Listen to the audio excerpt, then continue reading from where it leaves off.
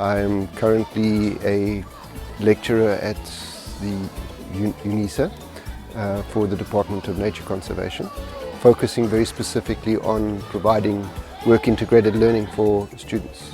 In other words, providing them with the practical skills and knowledge needed to do their conservation job. At UNISA, in the Center of Agriculture and Environmental Sciences, we run a program for household food security. The program is about training household food security facilitators with a matric to work in communities with the households in the community, encouraging them to make gardens and especially give them nutrition information so that they can plant yellow and green vegetables for nutritious diets. I'm in charge of the cooperative. It's a voluntary land reform project where the people who was born on the farm are getting the piece of land now, put in a trust. You know, people have a land and they don't have a means of making an income. So what I did, I registered the cooperative. I helped them apply for funding to manage the cooperative.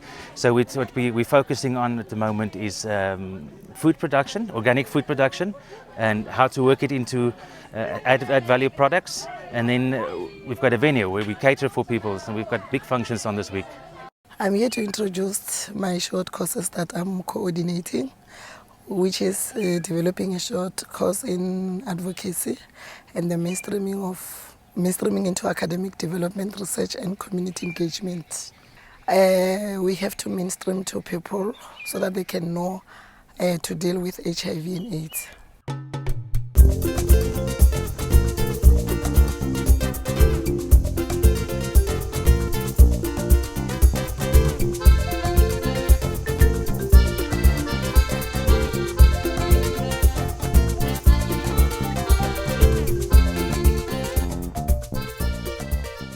We came to the community today to give them, to offer an opportunity offered by the Department of Nature Conservation. We're looking at providing a short skills workshop on how to identify and control alien plants in the local community. We're looking at around 10 initially, and hopefully we'll be able to train them further to become trainers of trainers. So we're hoping that our contribution would lead to a bigger self-help initiative in the community. We have a workshop for first assignment. We teach students how to write the first assignment, and the second assignment is the portfolio, of which there is no examination. They can make money, and then we can also make money out of this. Our short course is 2,000 rand. The mainstreaming one is 4,000 rand. And then they can work at they can be the caregivers, they can work at the clinics, they can be volunteers. And then thereafter, maybe the community will donate something to them. The initiative was how to make beads from recycled paper. Anything from a Colgate box to a Post-it box to posters. So what you do is you take the old papers, cut it in strips, roll it beautifully, varnish it, and then from almost nothing you get really beautiful. If you see the end products, you won't be able to believe that is paper. There's a couple of ways you can do money from. You can either sell the beads. We've got a fairly good market at the moment where a couple of bead shops buy just the plain beads from us, different sizes, different shapes. So we get an order, they say they want 50 medium-sized beads, and we buy it, put them in contact with it. So buying loose beads or selling loose beads. Other ways, especially if you have markets, to make added value products like key rings, earrings, bracelets, it works pretty much, I think, based at the market. If you can sell that at the market. Or corporate gifts. That's something that has potential for a major income stream. You go to a corporate company, they give you recycled paper or the old paper, you turn it into a keyring or earrings or things like that, and then sell 5,000 of them.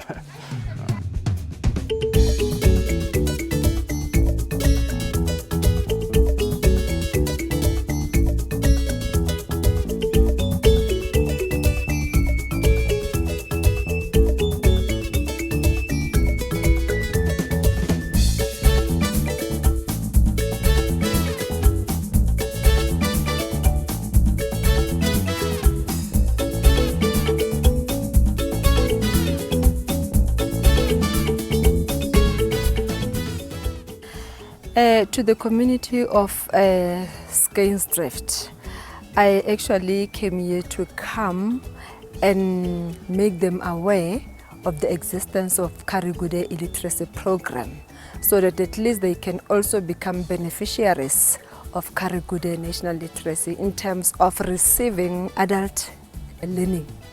It involves training learners or imparting knowledge to the adult learners who totally are illiterate, who do not know how to read and write. Now what we do, we give them the foundational knowledge in terms of adult education, which is adult education level 1.